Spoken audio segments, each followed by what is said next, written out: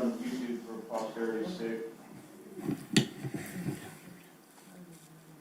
there is nobody on Zoom. Okay, you are live. No, I'm not. I was spinning this a minute ago. Now, look, now I'm drinking. I'm not live. There we go. Oh, there I am. Okay. Thought I was in a time warp or something.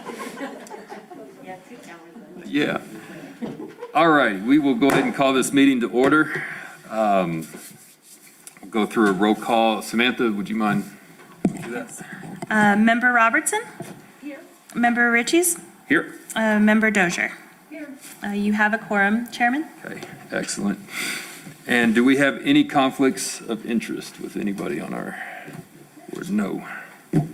Samantha, do you do that or? I can. I certify that this meeting has been posted in accordance with Resolution 2021-01. Thank you. All right, first item on the agenda, approval of the agenda. I would assume all of you have had a chance to look it over. Do we have a motion to approve? I make motion to approve. Okay, second. Second that. All right, probably not any discussions, so we will move on. Approval of the minutes from the special meeting September 1st, 2021. If you I make motion to have, approve. okay. Rolling right along. Motion approved. Okay, new business. We'll turn it over to Blaine Maldonado. First off, thank you guys for taking time out of your day to show up and listen and be here for me and the motorcycle rally. Thank you. I know that I need to get on the ball a little earlier, which I know, but COVID kind of kicked us in the butt. But anyways, back to it. The Golden Aspen Motorcycle Rally, which you guys all know, is starting tomorrow and will run until Sunday. It is a 5-day trade show, motorcycle rally with music, a tour run, giveaway, motorcycle giveaway. So what we're doing right now as far as Lodgers Tax goes, we're pushing, advertisement-wise, we're pushing radio ads in 3 states. We have 2 magazines and, of course, website, Facebook, things of that nature are being pushed very heavily to get the motorcycles back into town post-COVID.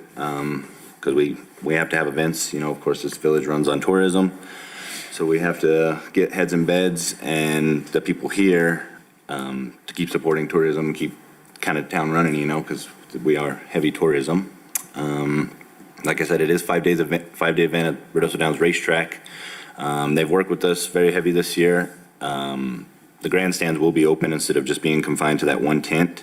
So we'll be back and forth from top to bottom, which makes it a little bit easier to alleviate the traffic and things of that nature. As far as COVID protocols, I mean, the governor is going to talk tomorrow, which we all know, I'm sure.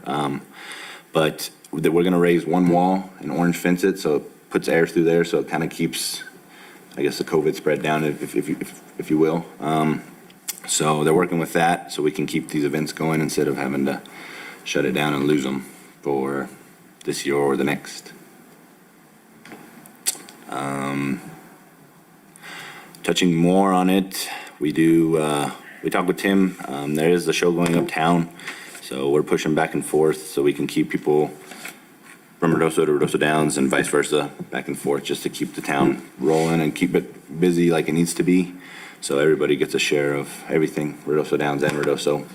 But of course, this is a Lincoln County event. Our tour run does run throughout the whole county, just like y'all's tour run does to the village. So we want to push the love and the spread of the event around the whole county.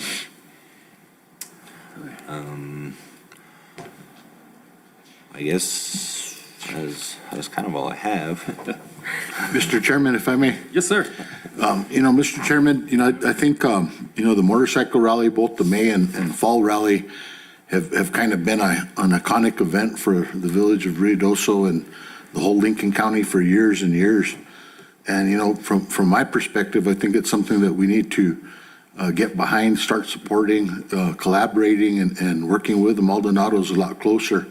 Yes. So as this event was kicked off, we talked about starting to create events that we're not just looking at Midtown, but we're also looking at the rest of the business district as well. Mm-hmm. So, with that said, we engaged in the conversation of having a bike show and a car show the same weekend. And we don't want to compete with them. We want to complement what they're doing.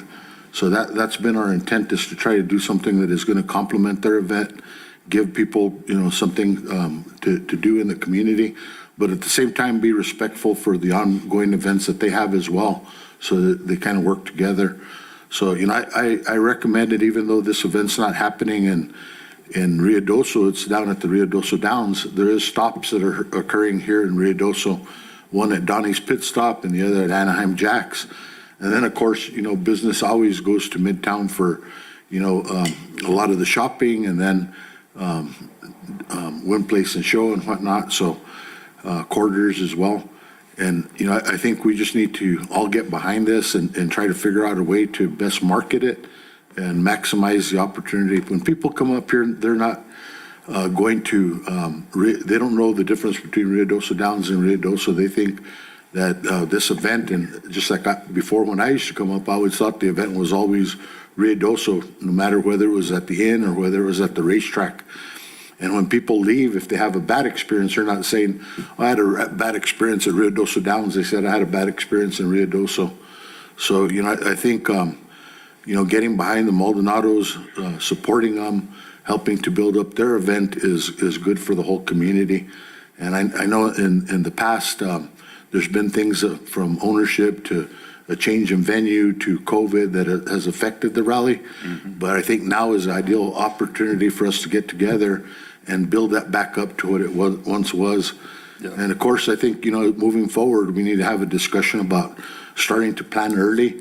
And it's been difficult for all of us, especially with COVID. Even with myself, events that I've been involved with before, you try to plan a year out. But this past year, you don't know what's happening from week to week to month. And it's been like, do we do this or we don't do it? Do we make this investment? And, it's been kind of difficult. But I did ask Blaine and his dad to come and ask for some consideration and backing from the Lodgers Tax Board, as I did with the other departments within the village, to get behind this event so that we can make it bigger and better and make sure that people that are coming to the community have a good experience. Yeah. Yeah, I'll say, you guys have it's going to take a collective effort from everybody, because I'll give you an example. Like, we moved here, we bought Storybook in 2015, and 2015, 2016, it was pretty much 100% were bikers. It was awesome. I love the event, but what's happened over time in the last, 3-4 years, it's really taken a slide down. And I know the pandemic occurred, but we started noticing fewer and fewer bikers. And I think this week, where we were 6 years ago, almost 100%, we're down to, I think we have maybe 6 of our cabins have bikers this week.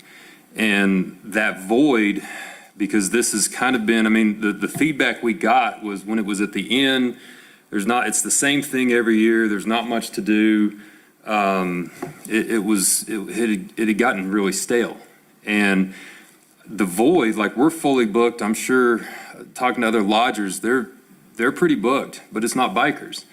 And what's happening now, if this isn't a collective effort to get this thing back to where it used to be, because before I moved, we heard about the 30,000 people that used to be here. The void for the motorcycle rally and those numbers dropping has been completely filled by people that aren't bikers, and people that are coming up here for quiet, for the mountains, for this, that, and the other. And I know 2 years ago, we can't anymore tell guests that when they're booking, hey, it's motorcycle rally weekend, because if we do that and we turn people away, we may miss, we may only be, like I said, we'd have 6 cabins right now. That would be 4 or 6 cabins that would be booked with motorcyclists. And so and talking to a couple of other lodgers, they're walking that tightrope too, where you're trying to fill up your cabins, but it's not bikers anymore. It's non-bikers. And so you've got a mountain to climb. We do as a village. And I want to see this thing succeed. I think it really easily can come back up.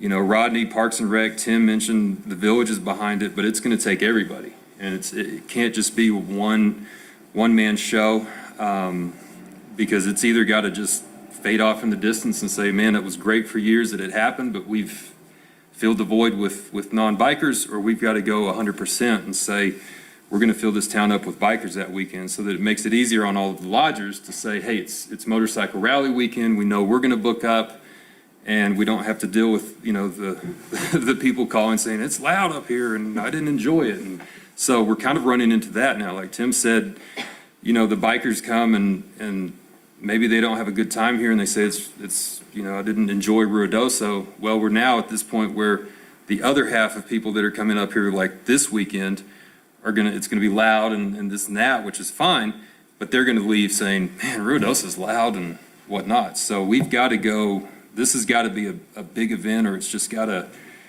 it's kind of got to fade away. And I hope, my hope is that this thing takes back off and that you guys are successful. We will certainly stand behind helping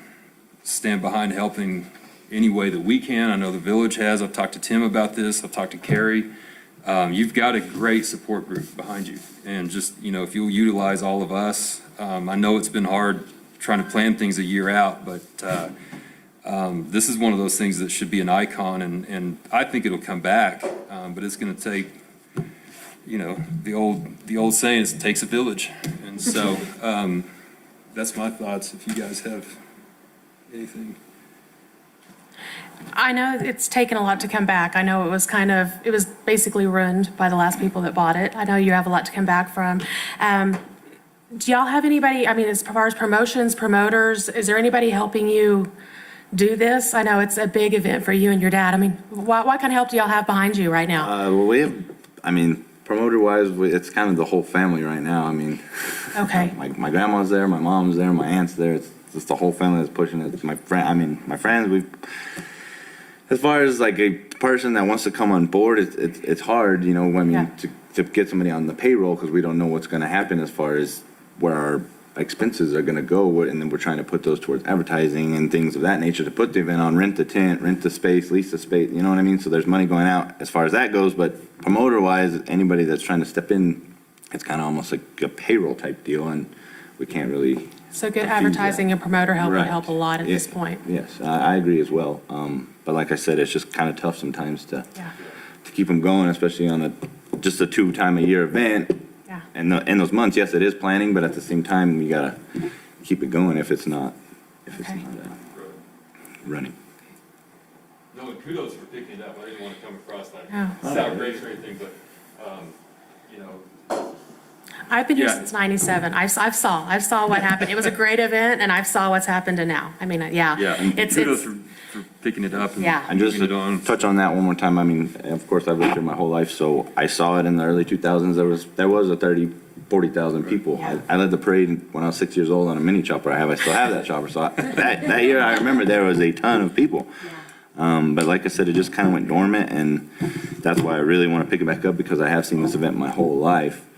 And I agree with Alan, yes, majority are not bikers, not to knock motorcycle rally, but the decline in motorcycling is kind of going down, not to knock it down, well, that's what we're trying to build back up, but, kids my age don't want motorcycles.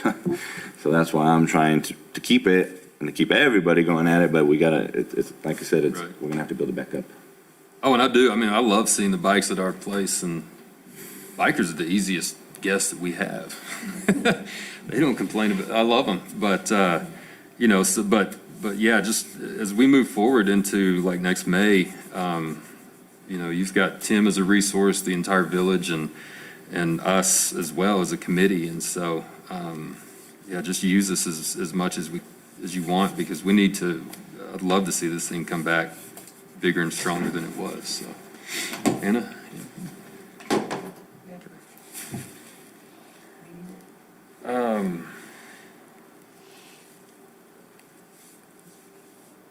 Funding. Since we're so close right now, I'm trying to think so May will still be, that'll be still the same fiscal, right, Judy? So if we started discussing that one down the road, probably. Yes, because I would assume that the advertising would start sometime in December, January, or I don't know how far out you would be. So that would definitely hit within fiscal year '22. I would almost, I don't know, recommend like today, since we're so close to this one starting, is funding at 2,500? And carry, I guess, and some of that could carry over, Tim, I would be under the assumption, I mean, obviously, we're, what, 24 hours away, but some of this could go towards, does this need to go towards the Golden Aspen, or can it go towards, like, I would keep my recommendation would keep the two events separate. And okay, if you're wanting to help, fund it, do it in the means of additional marketing or something of that nature. Okay. And put it all towards this event. okay, I think, I've seen it, especially in the last week or so, I think you guys really stepped up your Facebook presence and whatnot, Blaine. Yes, sir. Carrie, how much could we realistically, I mean, if we just did a last-minute big Facebook push, Where's your need at, Blaine? yeah, Need as far as advertising goes, or need money-wise? I mean, it's gonna cover advertising in a whole. I mean, the ads alone, we have ads in, like I said, 2 magazines and the 3 radio stations in 2 different states that are, I think I got the bill for $3,100 right there. So that's just alone in that's 31, plus we got the shirts, we got things that we're pushing. I know that's on our end, it's still advertising because it does say Ruidoso and Ruidoso Downs. What magazines are you in? Full Throttle and, let me check on that one, okay. Marty threw us in one. And I can give an update just from the tourism side of things of the investment we've made for this event. We have a billboard a digital board that's running in El Paso, so it runs all around the city promoting this event. And then we've been running Facebook ads in El Paso and then also in West Texas and throughout New Mexico. okay. So as a tourism department, we've been, for the last couple of weeks, pushing this event. And then obviously, then there's just the social promotion on Do you have Facebook a and Instagram. expense on the digital board? It's part of that- a is that part larger of a buy. package? Yeah, it's Okay. part of a larger buy. So we have a digital board in El Paso year-round. And so the way that we're utilizing that board is to push events. So right now, it's motorcycle. We'll then flip it to the Cowboy Fest the first weekend in October. I think then we flip it to Wild West, the bike race, mid-October.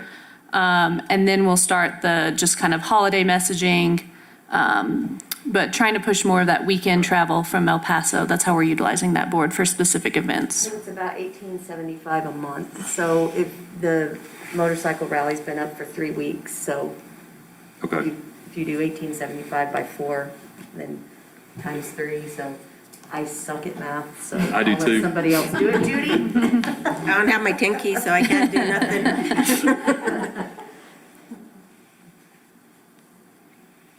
so Tim, could we, one thing we had discussed, and I don't know if the committee's aware of this, but going forward, what we'll do is, and this was something we had talked about pre-pandemic, and then everything kind of was tabled, but in the past, it was always giving money to special events, and we had talked about, and I think we want to go back to where we will give the equivalent in advertising through the agency through, do you want to? Yeah, like instead of providing, like we would have events come in and ask for money, and then we would attach, lodger's tax would attach specifics to that, like it has to, be advertised outside of, certain miles outside of Ruidoso. And then, what we would see happen is that they would, spend it all on, well, we ran 3,000 brochures. And so we had put together like some different plans where we would give each event a certain amount of advertising that then lodger's tax would run, like we'll give you the billboard in El Paso, and then we'll do this much online advertising and this much Google ads. And so we would put together the ad packages for them because, we're the ones that are out there seeing how to, best run the tourism advertising. And it takes the onus off the events to have to say, okay, they gave us this much money. Now we have to turn around and figure out how to spend it according to their rules and then come back. And so we talked about going back to something like that. And now you use the analyticals to identify Right. what the target market is, Right. as opposed to just guessing. Right, and so we can take it and say, you know, what's your target market? Because the target market for the motorcycle rally is 100% different than for the Alto Artist Studio Tour. So we can, you know, sit down and figure that out and make sure we're hitting exactly the right people. Would your organization need a percentage of the funds allocated to do the design and the creative and the It's- work, or is it it's gonna all fall part under of- your contract? It's all part of our contract, so it's nothing extra. It's just rejiggering how lodger's tax uses the money that would be going to events. Samantha, what we ran into when I first got on was, you know, it would be an event that was trying to bring people in from all over. And Judy may remember this too, but, you know, we would listen to them and, you know, the advertising, well, we're gonna run a $1,000 radio ad in Ruidoso and Roswell, and we're gonna put it in the Roswell newspaper. Well, that's not hitting West Texas. And so we can, you know, that came out of the dollars that we would be spending, giving it to these groups will go so much further with you guys and your expertise. You know, Or like they'd say, you know, we gave them $5,000, and they're like, we ran $5,000 worth of social advertising in a week. And like, it's hard to do that. You have to work really, Yeah. really hard, and that's not effective. Yeah. And so we'd see their receipts, and we'd be like, wow, that's not a good use of lodger's tax money. So just to avoid things like that. I think that's a great solution. This being so last minute, I in this don't know if it'll case, work today. Yeah, I but have that's no a great problem solution. today, if you wanted 2,500 or 3,000, and then he can reimburse receipts this time. We had talked about the 3,000 going, we'd set aside for people that didn't come because they didn't do when we talked about that originally, they could apply for that. I don't see a problem with the 3,000 since we talked Okay. about that originally.